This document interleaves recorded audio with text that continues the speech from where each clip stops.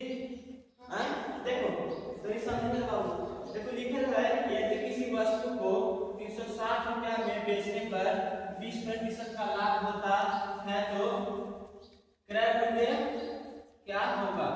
देखो क्रय मूल्य में क्या पूछ रहा है, लाभ है, क्रय मूल्य का लाभ निकालना है। देखो क्रय मूल्य का सूत्र होता है विक्रय मूल्य 100 बटे 100 प्लस लाभ प्रतिशत। देखो सूत्र जैसे लिखा है उस हिसाब से बैठाएंगे। देखो विक्रय मूल्य कितना दिया है इसमें, मतलब बेचा कितना में 360 रुपया में, लिखेंगे 360 इंटू यानी क्या होता है, इंटू यानी गुना, इंटू यानी गुणे करेंगे, ऊपर 100 है तो 100 लिखेंगे बटे 300 है 100 प्लस तो प्लस लाभ प्रतिशत कितना है 20, कितना के तो लाभ 20% का लाभ होता है, यहां लिखेंगे 20।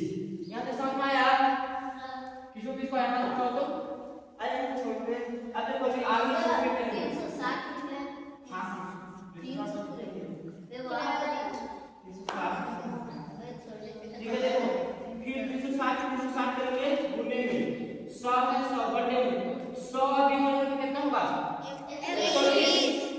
120 यहां से समझ में आया गिना आया। अब देखो कहीं काट रहा है, काट रहा है, देखो ई 0 से 0 तक 12 की जाएगी